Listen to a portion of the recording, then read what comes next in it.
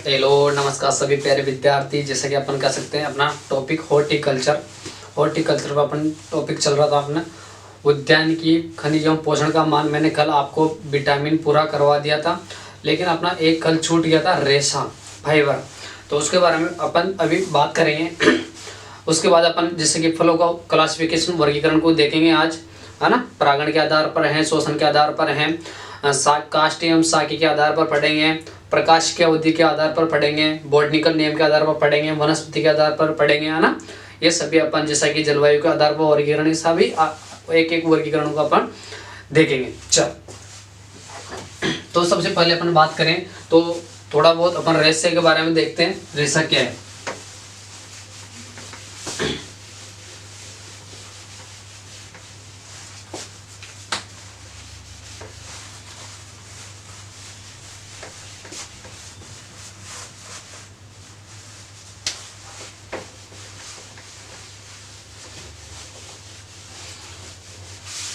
वर्गीकरण आज पूरा नहीं होगा, वर्गीकरण अपन कल पूरा करेंगे, है ना।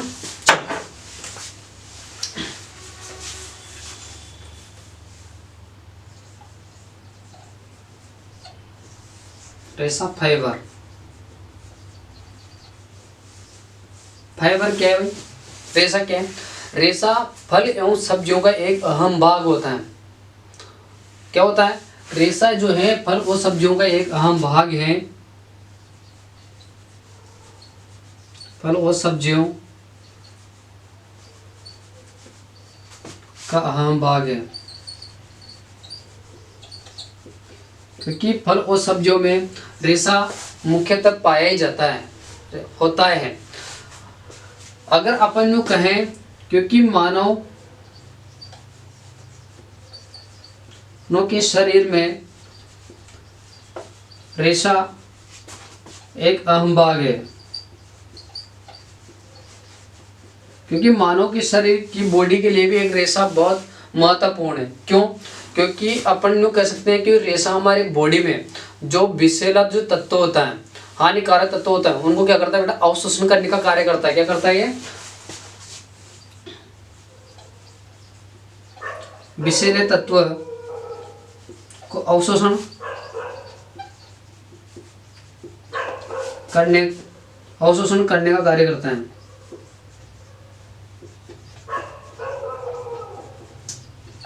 याद रखिएगा, है ना, अवशोषण करता है। याद अपन जो कहें रेशा किसमें पाया जाता है? फलों में देखें तो सबसे ज्यादा रेशे की अगर हम बात करें तो सबसे ज्यादा फल में आता है अमरूद। क्या था बेटा? अमरूद है, अंजीर है। अगर मैं सब्जियों में देखूं तो सब्जी में सबसे फर्स्ट नंबर पे आती है रेशे में फाइबर में कौन? मिर्च। कौन आती है बेटा? मिर्च है। ऐसे कम कह सकते हैं अपन, मैक्सिमम कह सकते हैं मिर्च में सबसे ज्यादा रेशा होता है।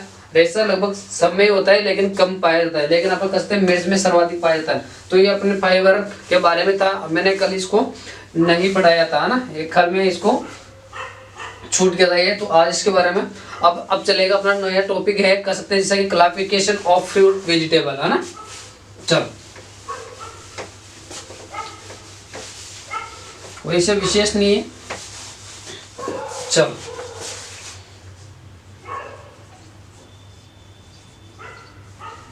फलों सब्जियों का वर्गीकरण।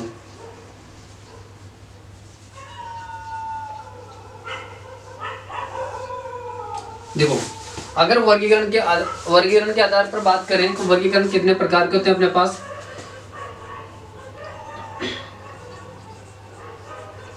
शोषण के आधार पर,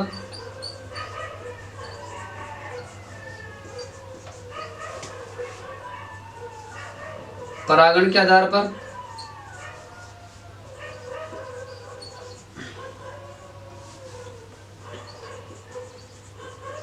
परागण के आधार पर अपन और आगे बात करें जैसे कि जलवायु के आधार पर,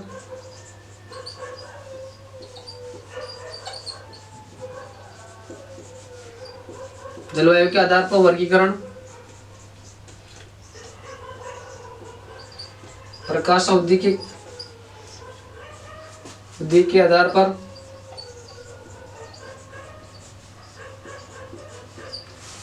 और अपन और बात करें जैसे कि बॉटनिकल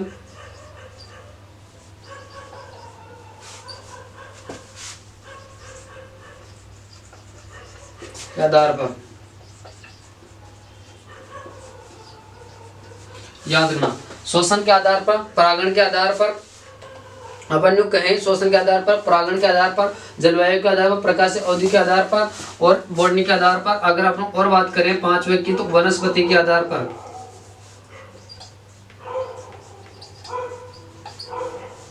वनस्पति के आधार पर,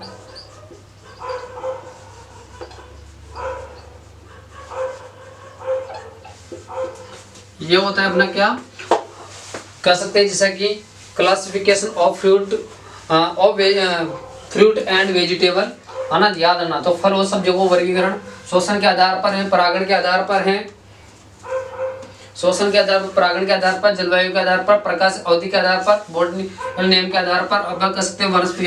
देखो अगर अपन वर्गीकरण पढ़ेंगे जिसमें बॉटनिकल जो नेम आधार पर, तो सभी को अपन एक साथ टेबल बना लेंगे। उसमें अपन कह सकते हैं बॉटनिकल नेम भी आ जाएगा, फैमिली भी आ जाएगी, उसका फल प्रकार भी आ जाएगा, गुणसूत्र भी आ जाएगा, और अपन जो कह सकते हैं उसका अन्य नाम भी की भी बात कर लेंगे, उसमें कितने गुणसूत्र होता है ना, ये सभी उसके डिस्कस करेंगे बाद में, ठीक है। अब चलते हैं अपन सबसे पहले आते हैं शोषण के आधार पर। किसके आधार पर? शोषण के आधार पर। सबसे पहले पढ़ते हैं अपन शोषण के आधार पर। शोषण के आधार पर वर्गीकरण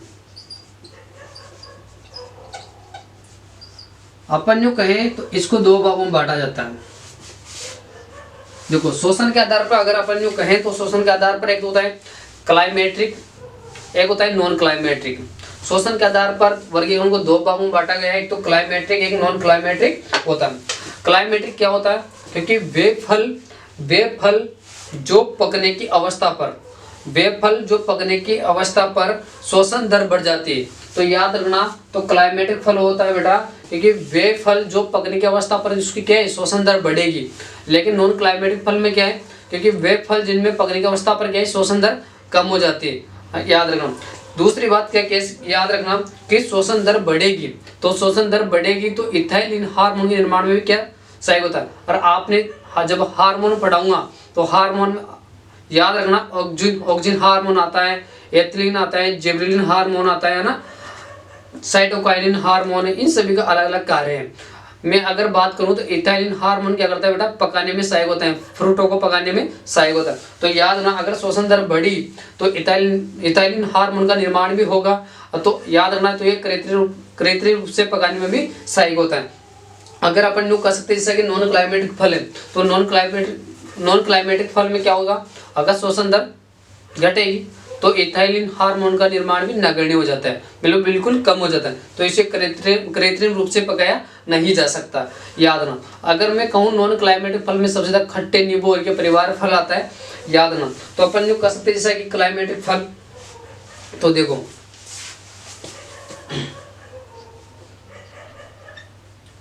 क्लाइमेट्रिक, जबकि दूसरा था अपना नॉन क्लाइमेट्रिक।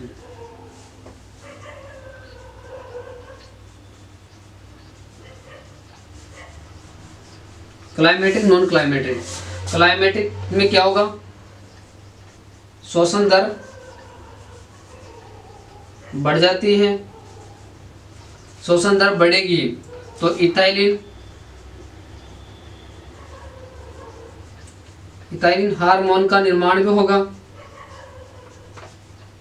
क्या होगा बेटा, इथाइलिन हार्मोन का निर्माण भी होगा, और इथाइलिन हार्मोन का निर्माण होगा तो इससे क्या होगा, अपन कृत्रिम रूप से पकाया जा सकता है, से पकाया जा सकता है, ये भी याद रखिएगा। इसमें क्या है अपन नॉन क्लाइमेटिक, तो इसमें शोषण दर कम हो जाती है। जबकि आगे और बात करें तो इसमें इथाइलिन हार्मोन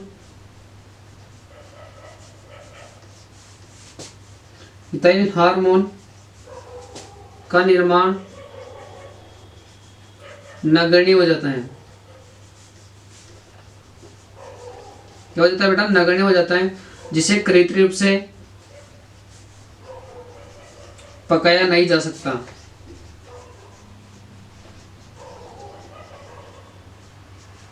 याद रखिएगा ये होता है। अब अगर कह सकते हैं क्लाइमेटिक फल में, जैसा कि आम है, केला है, पपीता है, आम है, केला है, पपीता है, और आगे और बात करें जैसे अमरूद है, सेब है, आम, केला, पपीता, अमरूद, सेब है, और आगे और बात करें जैसे कि चीकू है, सीताफल है ना। ये कुछ उदाहरण है। अगर अपन नॉन क्लाइमेटिक फल में बात करें जैसे कि अपन और बात करें जैसे कि नींबू वर्ग के परिवार,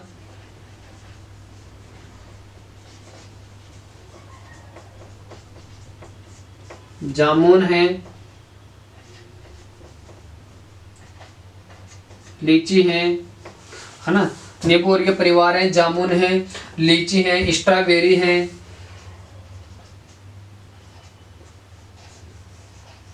करौंदा है ना। ये कुछ उदाहरण, इनको याद रखना। तो अपन जो कहे शोषण के आधार पर वर्गीकरण पूछे तो आप दो प्रकार से होते हैं। एक तो शोषण क्लाइमेटिक शोषण होता है, एक नॉन क्लाइमेटिक शोषण होता है। नॉन क्लाइमेटिक शोषण होता है खट्टे वर्गीय परिवार को जो अपन कसते एक बार पेड़ से तोड़ने पर उसे कृत्रिम रूप से नहीं पका सकते, लेकिन अपन कसते क्लाइमेटिक में क्या होगा, शोषण दर बढ़ेगी। शोषण दर बढ़ेगी तो इथाइलिन हार्मोन के निर्माण में भी अच्छा होगा। अगर निर्माण होगा तो कृत्रिम रूप से पकाया जा सकता है, क्योंकि इसको तो नॉन क्लाइमेटिक फल में शोषण दर कम हो जाती है, इथाइलिन हार्मोन का निर्माण जो है नगण्य हो जाता है, जिसका कि कृत्रिम रूप से पकाया नहीं जा सकता। जैसे नींबू वर्ग के परिवार है, जामुन है, लीची है, स्ट्रॉबेरी है ना, अंगूर है, कसते जैसा कि करौंदा है, स्ट्रॉबेरी, जामुन है, लीची है, कसते जैसा कि अपन और आगे बात करें जैसा कि पालसा अनार है ना, पालसा अनार, चेरी है, पालसा है, चेरी है ना। इस प्रकार उदाहरण कुछ याद रखना। चलो उतारो, आगे की ओर देखेंगे।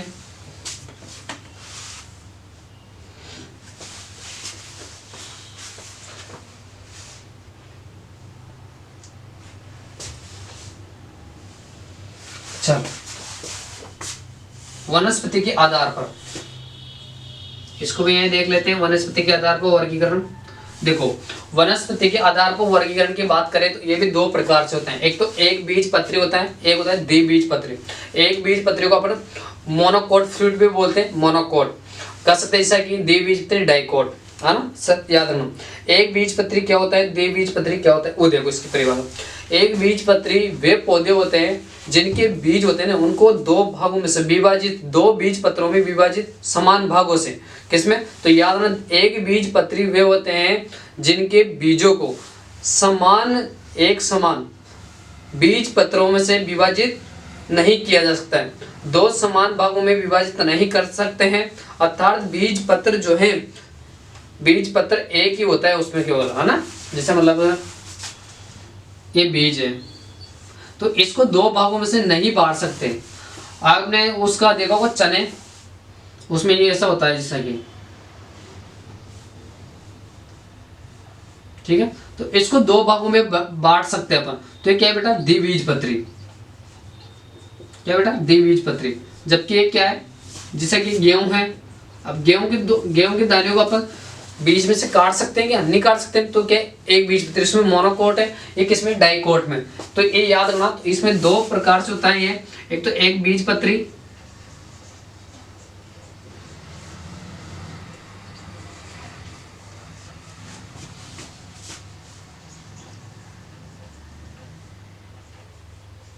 मोनोकोट फ्रूट, एक होता है डाइकोट, द्विबीजपत्री।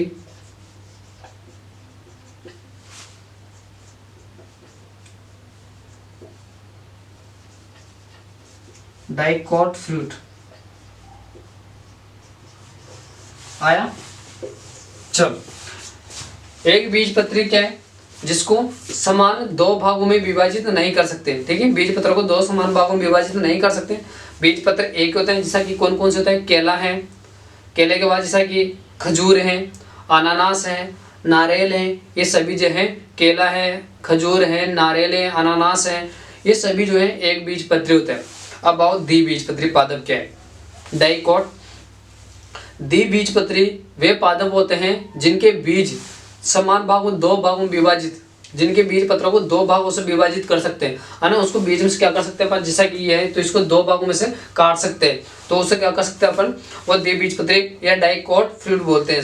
तो याद रखना द्विबीजपत्री पादपों में याद रखना रेडिकल से स्थायी जड़ों का विकास होता है ना। बीज पत्र जो होते हैं द्विबीजपत्री पादप की जो बीज होते हैं उससे डायरेक्ट स्थायी जड़ों का रूट का निर्माण होता है डायरेक्ट। अर्थात द्विबीजपत्री पादप जो होते हैं उसमें ये याद रखना आप, उसमें टेप रूट पाई जाती है। कौन सी जड़ें पाई जाती है, टेप जड़ें पाई जाती है, जबकि उसमें कौन सी जड़ें पाई जाती है, फाइबर रूट पाई जाती है, याद रखना। तो लिखो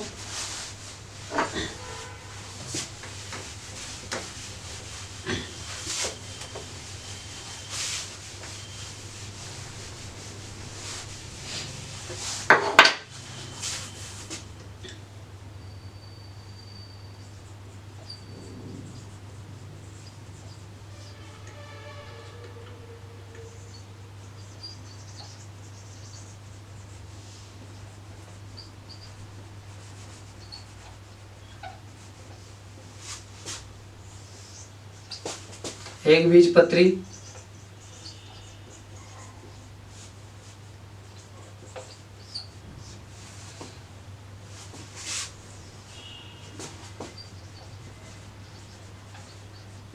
द्विबीजपत्री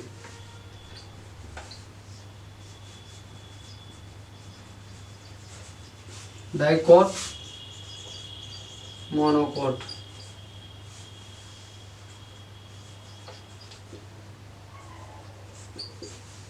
आया, देखो एक बीजपत्री पादप में क्या है, बीज पत्र को दो समान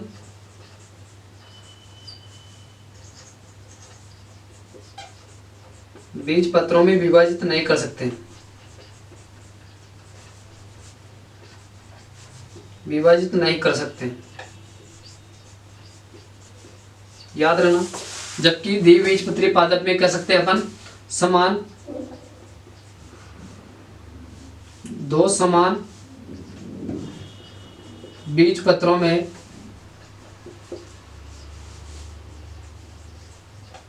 विभाजित किया जा सकता है।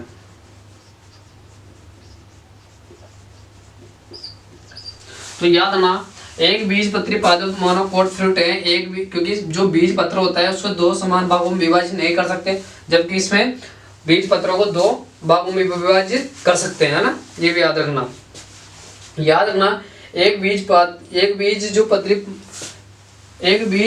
पत्री जो पौधा होता है,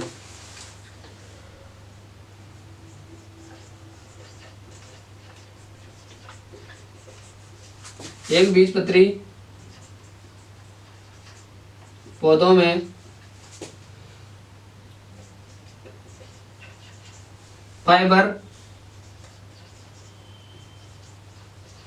रूट पाई जाती है, जबकि इसमें कौन सी पाई जाती है,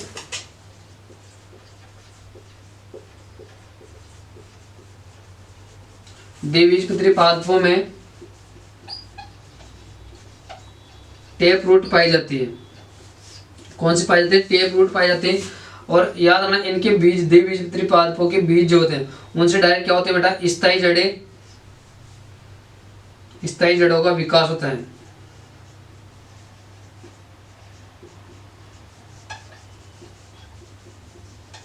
याद रखना, है ना, क्या होता है, इससे स्थायी जड़ों का विकास होता है ना, ये याद रखना।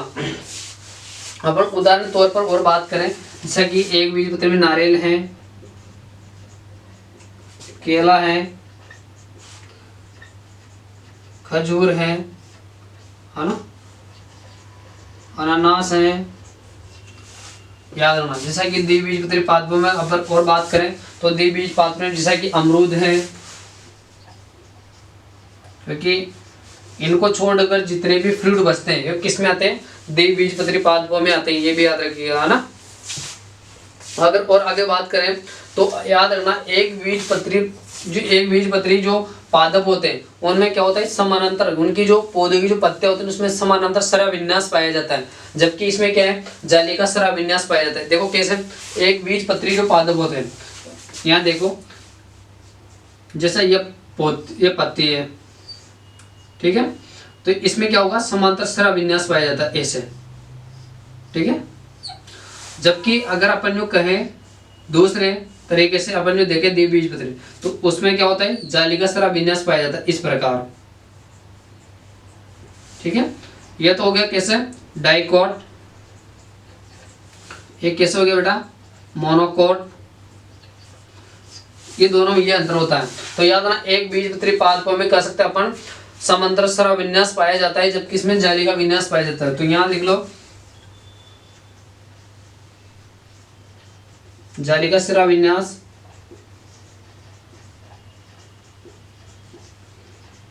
पाया जाता है, जबकि इसमें क्या है भाई,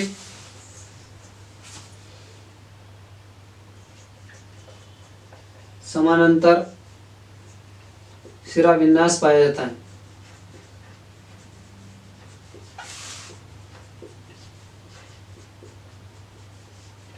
याद रखिएगा, है ना।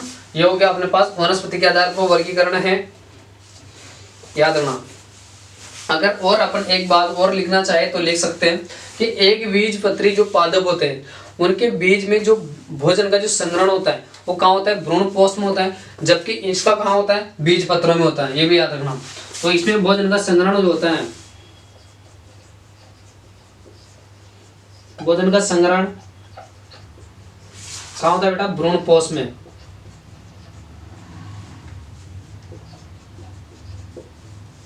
जबकि इसमें कहाँ होता है, भोजन का संग्रहण बीज पत्रों में, ठीक है। चलो उतारो जल्दी से।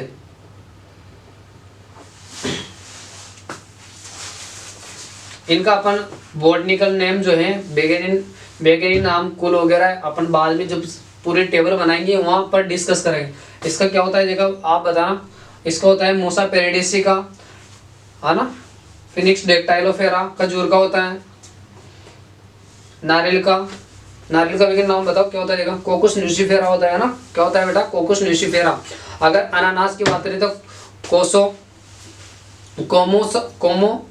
कोमोसस अनानास होता है, क्या होता है बेटा, कोमोसस अनानास का वैज्ञानिक नाम लिखो यहाँ, अनानास। तो अनानास का बॉटनिकल नाम क्या है, कोमोसस अनानास। तो इसको याद रख लेना, ये तो इससे याद हो जाएगा, इससे याद रखो कोमोसस। तो कोमोसस अनानास इसका बॉटनिकल नाम होता है। तो इसके अगर मुझे आप ये बताओ फैमिली क्या होती है, तो इसकी फैमिली क्या होती है, ब्रीमिलिएसी। क्या होती है इससे, अगर मैं इसकी फैमिली की बात करूं तो इसकी फैमिली क्या है भाई, तो याद रखना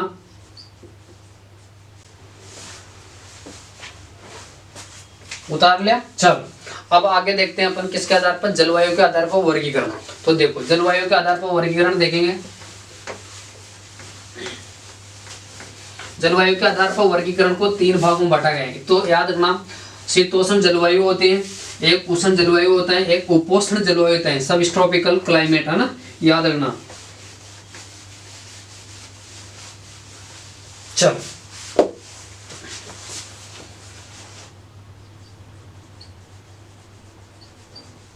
जलवायु के आधार पर वर्गीकरण की बात करें, सबसे पहले आता है शीतोष्ण।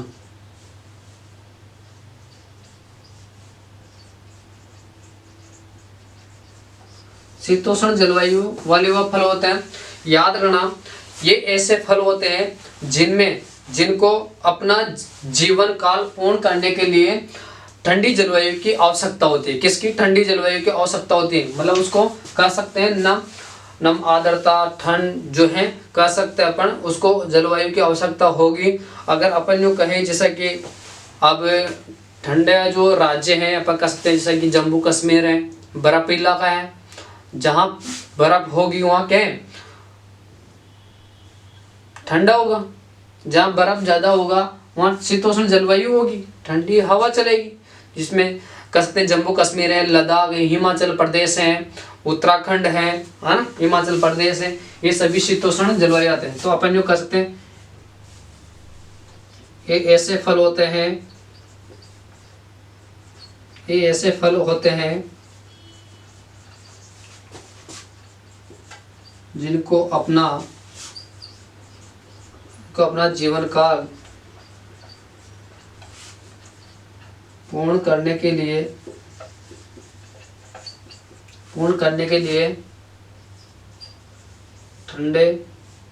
ठंडी जलवायु की आवश्यकता होती है।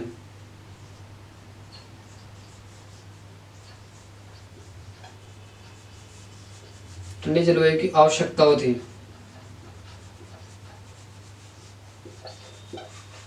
क्या होती है बेटा? ठंडी जलवायु की आवश्यकता होती है। जैसा कि अपन जो कह सकते हैं जैसा कि जम्मू कश्मीर है, लद्दाख है, हिमाचल प्रदेश है, उत्तराखंड है ना। और सबसे ज्यादा शीतोष्ण जलवायु के फल कौन कौन से आते हैं? जैसे कि सेब है ना, सेब है। और अपन कह सकते हैं सेब आता है। अगर और बात करें जैसे कि अनानास है, आलू बुखारा, स्ट्रॉबेरी है, स्ट्रॉबेरी, अनानास है ना, आलू बुखारा, ये इसका कह सकते हैं शीतोष्ण जलवायु के क्या होते हैं बेटा? ये कुछ उदाहरण सेब हैं। तो अपन जो कह सकते शीतोष्ण जलवायु का राजा कौन है भाई? शीतोष्ण जलवायु का राजा, ये शीतोष्ण फलों का राजा किसे कहते हैं? तो याद है ना, शीतोष्ण फलों का राजा सेब को कहा जाता है। किसको कहा जाता है बेटा? सेब को कहा जाता है, याद रखना है ना। चलो आगे और देखें। एक होती है अपने पास उष्ण जलवायु,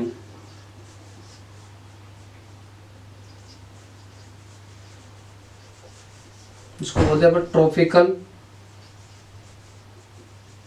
क्लाइमेट। आया? ये क्या होता है बेटा? उष्ण जलवायु क्या होती है वो देखना। उष्ण जलवायु क्या होता है वो देखो आप, क्योंकि उष्ण जलवायु होते हैं बेटा वे क्षेत्र होते हैं।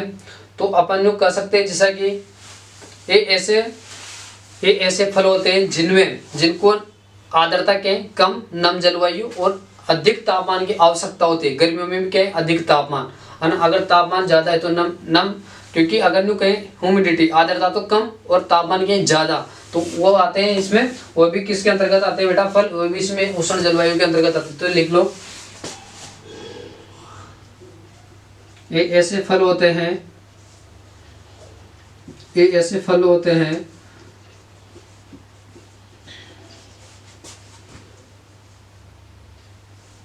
जो नम जलवायु व अधिक तापमान की आवश्यकता होती है। तापमान की आवश्यकता होती है। क्या होती है बेटा? अधिक तापमान की आवश्यकता होती है। याद रखेगा, अपन जो कह सकते हैं गर्मियों में भी अधिक तापमान की आवश्यकता होती है।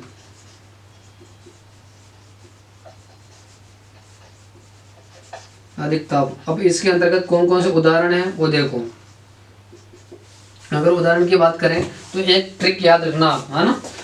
कोई हमारे कोटा में कोई बाहर का विदेशी आदमी आता है, वो अपन से पूछता है कि कोटे में क्या फेमस है खाने के लिए। तो अपन उसको क्या जवाब देते हैं? का जोधपुर मिष्ठान भंडार क्या है? जोधपुर मिष्ठान भंडार, है ना, वहां पर जाओ और वहां के आप नमकीन मिठाई वगैरह खाओ। तो मैंने यहाँ लिख लिया जोधपुर मिष्ठान भंडार, ठीक। वो यूँ कहता है इसके अलावा क्या, और इसके अलावा क्या चीज अच्छी लगती है कोटा में भाई। तो उसने कहा उस कचौरी, तो उसने 5 रतन कचौरी खा ली, नहीं है पूरा की भाई, क्या खा ली उसने, 5 कचौरी खा ली रतन कचौरी की, है ना। और उसने कहा कि कचौरी भी खा ली, और उसके बाद आराम ने बोल दिया भाई 3 जूस के गिलास पी ले, जो पी के नाम से आता है, जैसे पपीता है, पाइनएप्पल है ना, इस प्रकार। तो अपन जो कर सकते हैं इससे कैसे यादों का देखना, एक तो जैक फ्रूट, इसे के जैक फ्रूट मतलब कटहल, कटहल है, आम है, मैंगोस्टीन है,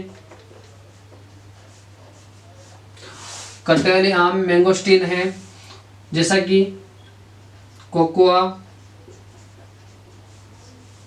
काजू, क्योंकि 5 नाम लिखने ना पूरे, तो कोकोआ है, केशू, काजू है, कोकोनट है जिसको अपन नारियल बोलते हैं, और कसके कैरम बोला है, कैरम बोला है, और अपन वो कह सकते हैं जैसा कि और कैरम बोला, कोको, काजू, नारियल, और एक कस्टर्ड एप्पल, कस्टर्ड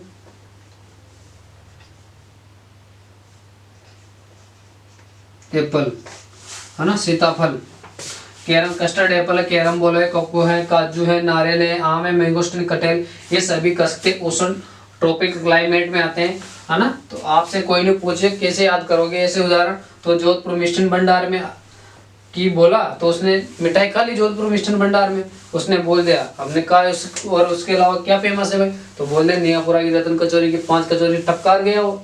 अपने कह सकते हैं जैसे कि 3 गिलास जूस पी गया। तो कौन कौन सी, एक तो पपीता, पपीता है ना, और जैसे कि और बात करें, पपीता है, पाइनएप्पल है, पाइनएप्पल है, पपीता है, और एक और आता है परसिमोन,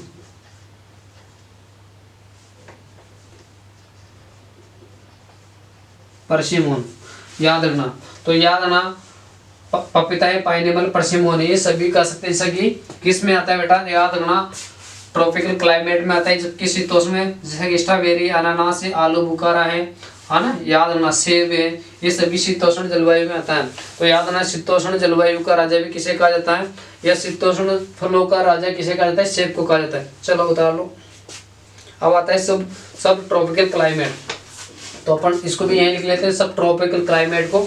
तो सब ट्रॉपिकल जो क्लाइमेट होता है वो क्या होता है, वो देखो, क्योंकि उपोष्ण जलवायु के अंतर्गत, क्योंकि जो उपोष्ण जलवायु के अंतर्गत वे फल आते हैं जिनको सर्दियों में तो सर्दी और गर्मी में अधिक गर्मी और आर्द्रता के मध्यम हो, है ना, क्योंकि सर्दी में तो सर्दी, अगर सर्दियों का दिन है तो ठंडी जलवायु, गर्मी में तो गर्मी में क्या है, लू, क्या है, गर्म जलवायु, लेकिन आर्द्रता ह्यूमिडिटी क्या है, मध्यम है ना, उसमें आते हैं इसके उपोष्ण, उसमें आते हैं सब ट्रॉपिकल क्लाइमेट में।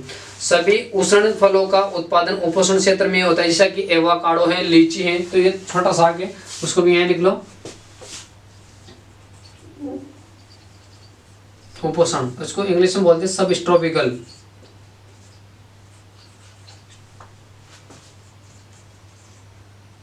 ट्रॉपिकल, है ना, सब ट्रॉपिकल, सब ट्रॉपिकल है ना, सब ट्रॉपिकल। तो याद रखना गर्मियों में गर्म जलवायु,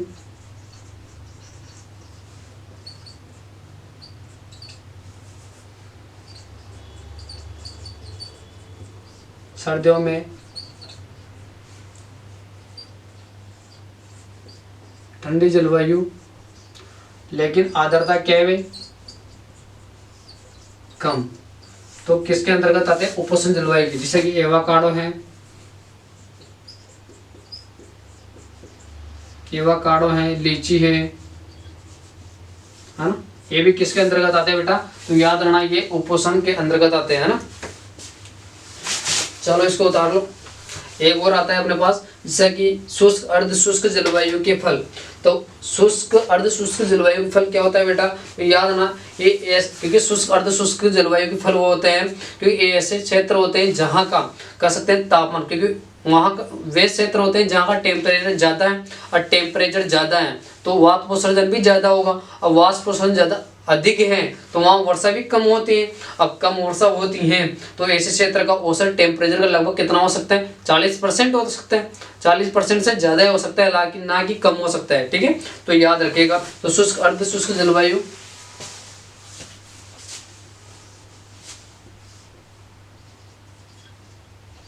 शुष्क व अर्ध शुष्क,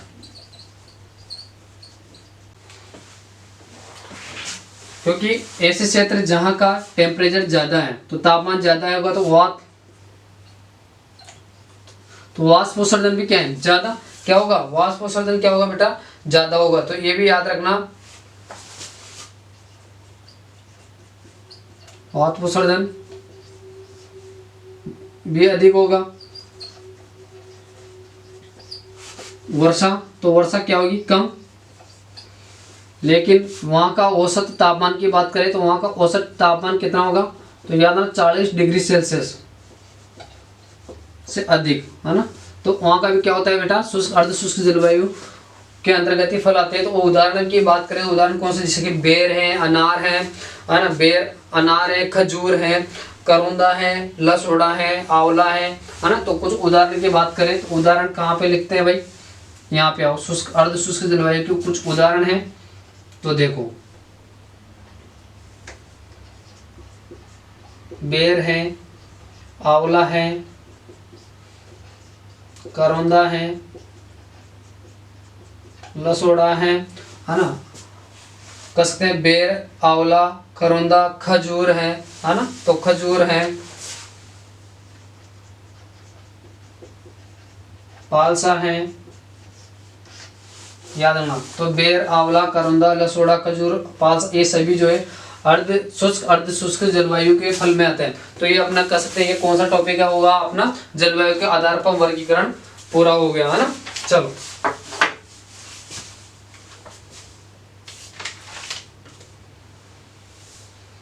उतार लो जल्दी से।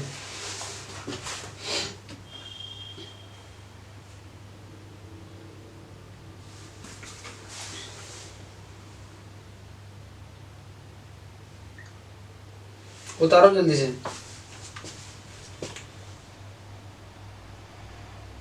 इसके बाद पढ़ेंगे प्रकाश अवधि के आधार पर वर्गीकरण।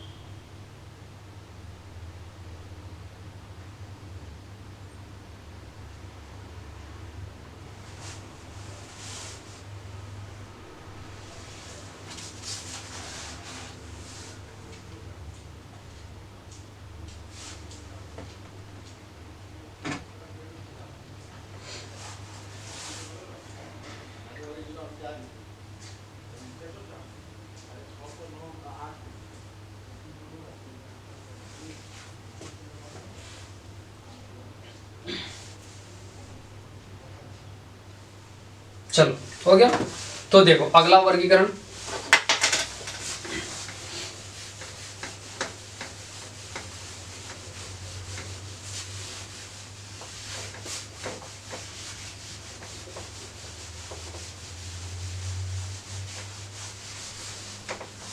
चलो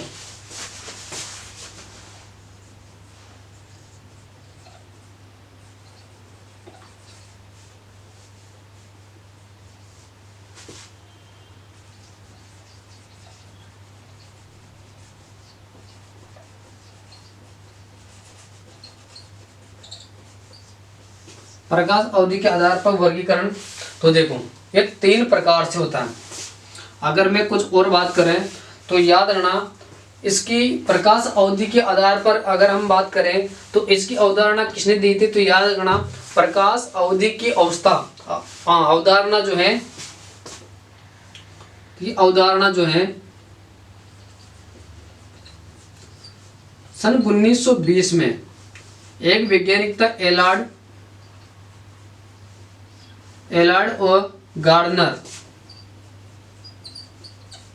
नामक वैज्ञानिक के द्वारा यह अवधारणा प्रस्तुत की गई कि प्रकाश अवधि के आधार पर जो अवधारणा दी थी वो 1920 में एलार्ड गार्डनर नामक वैज्ञानिक के द्वारा दी गई थी। और हमेशा ये याद रखना कि जो प्रकाश अवधि जो है, जो पादप का जो फ्लावरिंग जो पुष्पन जो अवस्था होती है उसको क्या करते हैं बेटा, फ्लावरिंग को अवस्था को प्रभावित करते हैं। तो ये भी याद रखिएगा।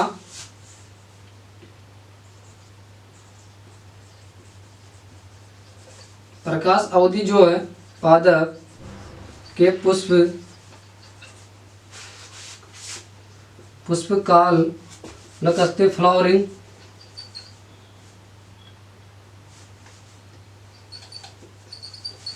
इनको प्रभावित करता है,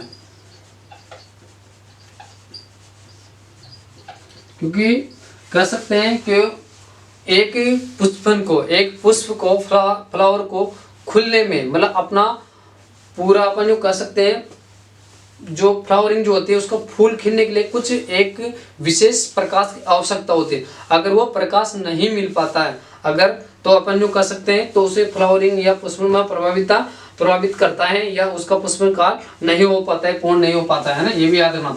तो पुष्प काल फ्लावरिंग को प्रभावित करता है। अगर अपन जो कहें कि पौधों को अपना पुष्पन काल, पौधों को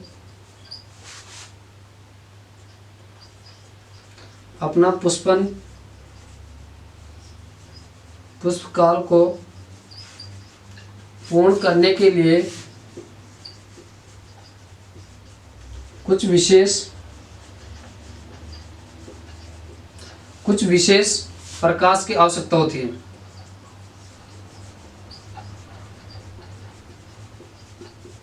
प्रकाश की आवश्यकता होती है, वो अभी देखेंगे। प्रकाश की अवधि के आधार पर 3 भागों में बांटा गया है। कौन कौन सा? एक तो लघु दिवस, लघु प्रकाश दिवस, यानी कह सकते हैं लघु दिवस। दूसरा की बात करें दीर्घ दिवस पादप।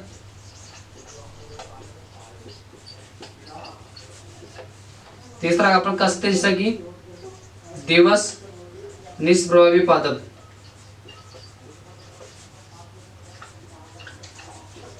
याद रखना लघु दिवस जिसको अपन जो कह सकते हैं short day plant, long day plant, DNP पादप, है ना, याद रखना।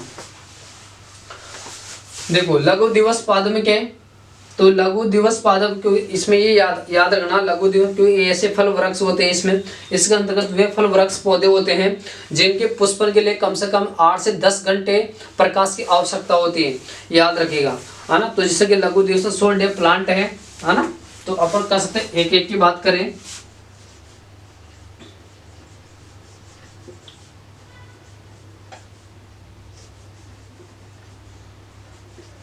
लघु दिवस पादप की बात करें तो ऐसे फल वृक्ष होते हैं, ऐसे फल वृक्ष पौधे होते हैं जिनके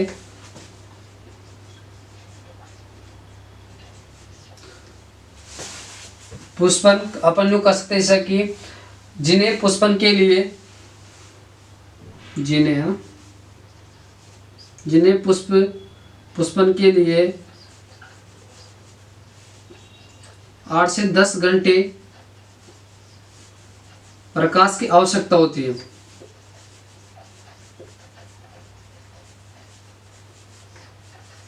8 से 10 घंटे की प्रकाश की आवश्यकता होती है। जबकि अगर अपन दूसरे की और बात करें तो इसमें कौन कौन से आता है लघु दिवस पादप में, जैसा कि अपन करते आम है, अमरूद है ना। उदाहरण की अगर हम बात करें आम है, अमरूद है। आम अमरूद के बाद अगर और कह सकते हैं जैसे कि नींबू वर्गीय परिवार है, लीची है, ये भी याद रखिएगा ना। अगर और बात करें जैसे कि दूसरा अपना और आ जाता है जैसे कि दिरक दिवस पादप, इसमें ऐसे फल वृक्ष होते हैं जिनमें पुष्पन के लिए कम से कम क्या है कह सकते हैं 12 से 14 घंटे की प्रकाश की आवश्यकता होती है। कितने पुष्पन के लिए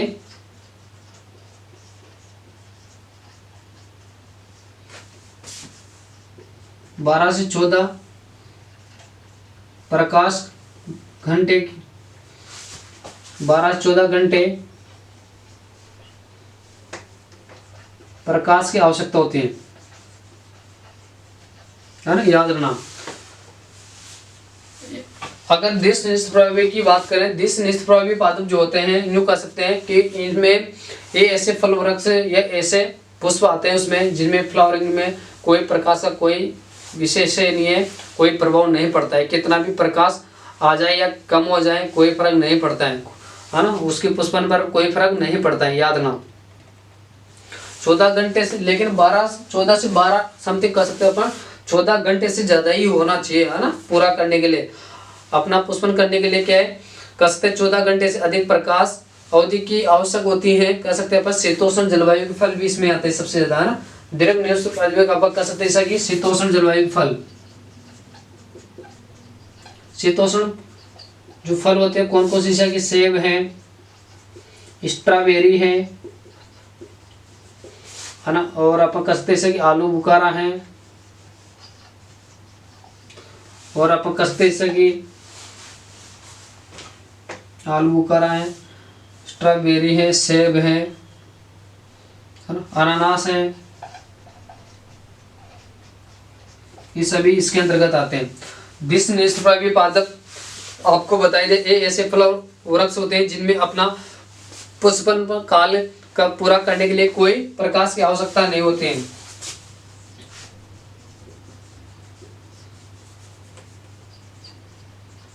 पुष्पन काल पूर्ण करने के लिए कोई प्रकाश की आवश्यकता नहीं होती,